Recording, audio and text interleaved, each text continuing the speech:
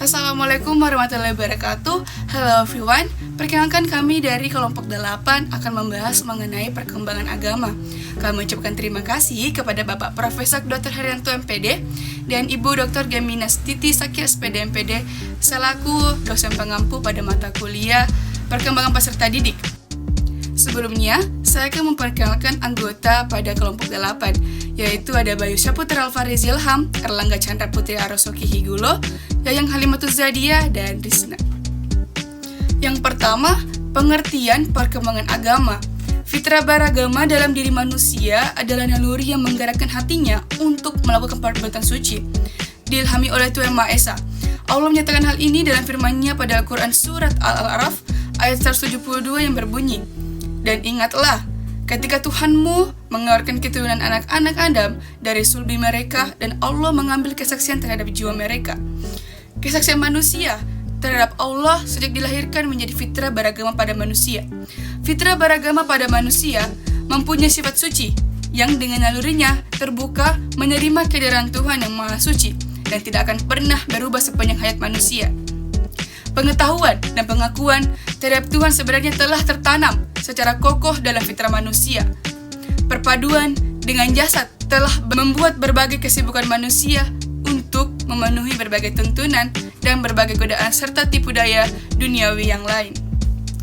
Di dalam tafsir, Yusuf Alim dinyatakan bahwa fitrah Allah artinya ciptaan Allah. Manusia diciptakan Allah mempunyai naluri beragama, yaitu agama tauhid. Jika kemudian ada manusia tidak beragama tauhid, maka hal itu tidaklah wajar, sebab melawan fitrahnya. Mereka tidak beragama tauhid itu hanya karena pengaruh lingkungan. Kedua ayat di atas menjelaskan bahwa secara naluri manusia memiliki kesiapan untuk mengenal dan meyakini adanya Tuhan. Dengan kata lain, pengetahuan dan pengakuan terhadap Tuhan sebenarnya telah tertanam secara kokoh dalam fitrah manusia.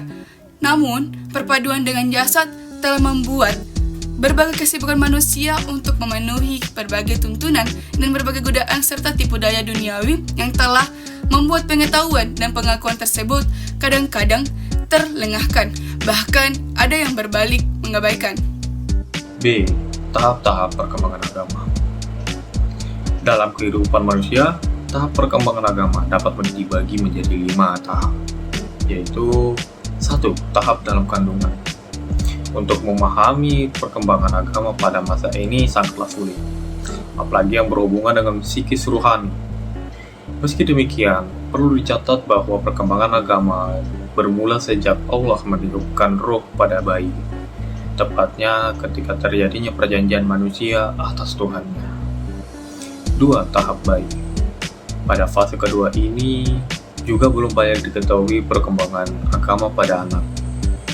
Namun, isyarat memberi nama yang baik bagi anak memberi isyarat bahwa kebiasaan berbuat baik telah dimulai pada masa bayi. 3. Tahap anak-anak.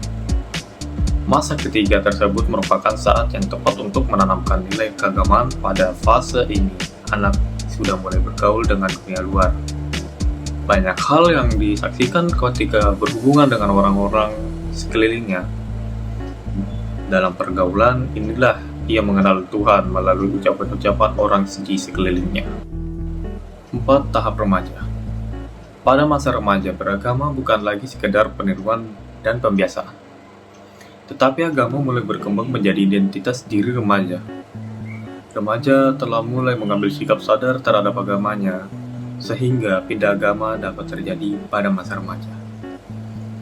5. Dewasa. Pada masa dewasa, agama telah menjadi kebutuhan. Orang-orang dewasa telah memilih agama yang diyakininya. Orang-orang dewasa memilih sikap taat dan tidak taat beragama secara mandiri. Mereka melihat agama sebagai kebutuhan hidup, sebagaimana kebutuhan hidup lainnya. C. Sifat agama pada anak. Agama pada anak dapat dikelompokkan menjadi 3 pola orientasi. Yang pertama, egocentric orientation. Orientasi egosentris masa kanak-kanak digambarkan dalam penelitian Piaget tentang bahasa anak usia 3-7 tahun. Menurut Piaget, bahasa anak tidak menyangkut orang lain, tetapi lebih merupakan monolog dan monolog kolektif. Anak-anak selalu berbicara untuk dirinya sendiri meskipun dia bersama dengan orang lain. Yang kedua, anthropomorphic concreteness. Pada tahap ini, kata-kata dan gambaran keagamaan diterjemahkan dalam pengalaman-pengalaman yang sudah dijalani dalam bentuk orang-orang yang sudah dikenalinya. Semua ajaran agama dibayangkan sebagai manusia atau pengalaman yang telah dialaminya. Yang ketiga, experimentation, initiative, and spontaneity. Usia 4-6 tahun merupakan tahun kritis di mana anak lebih mulai keluar rumah, mengambil inisiatif dan menempatkan diri di tempat-tempat permainan bersama teman sepermainan dan orang dewasa lainnya. D. Perasaan beragama pada remaja. Pola perubahan minat beragama pada remaja menurut Harlow tahun 1990 dapat dikelompokkan ke dalam 3 periode. Yang pertama, periode kesadaran religius. Saat remaja mempersiapkan diri untuk menjadi anggota kelompok atau jemaah agama yang dianut orang tuanya, minat religius meninggi. Akibatnya, remaja mungkin akan berusaha mendalami ajaran agamanya. Tetapi dalam usaha mendalami ajaran agamanya, remaja mungkin menemukan hal-hal yang tidak sesuai dengan logikanya. Yang kedua, periode keraguan religius. Berdasarkan penelitian secara kritis terhadap keyakinan agama, pada masa anak-anak, remaja selalu bersikap skeptis pada berbagai sikap ragu. Pada berbagai sikap ragu ini dapat diatasi dengan pendidikan agama yang baik yang diberikan orang tua dan sekolah sejak remaja masih anak-anak. Yang ketiga, periode rekonstruksi religius. Lambat atau cepat, remaja membutuhkan keyakinan agama. Meskipun keyakinan agama pada masa anak-anak tidak dapat lagi memuaskan keingintahuannya terhadap agama. Bagian E, motivasi beragama pada remaja.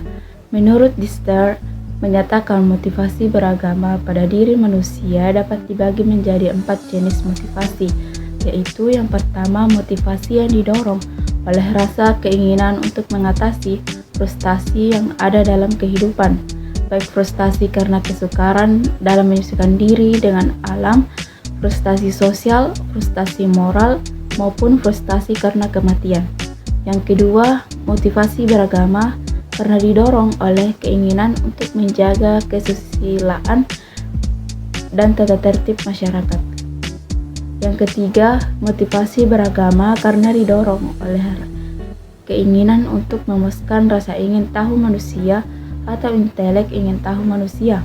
Yang terakhir, motivasi beragama karena ingin menjadikan agama sebagai sarana untuk mengatasi ketakutan. Bagian E, faktor-faktor keberagamaan. Menurut Towles 1992 mengemukakan 4 faktor keberagamaan yang dimasukkan dalam kelompok utama, yaitu pengaruh-pengaruh sosial, berbagai pengalaman, kebutuhan, dan proses pemikiran. Bagian G, berbagai metode pengembangan agama. Yang pertama, pendidikan agama dengan metode keteladanan. Yang kedua, pendidikan agama dengan metode pembiasaan. Yang ketiga, pendidikan agama dengan metode nasihat. Dan yang keempat, pendidikan seks. Itulah tadi penjelasan mengenai perkembangan agama dari kelompok 8. Kami mengucapkan terima kasih. Wassalamualaikum warahmatullahi wabarakatuh dan see you guys.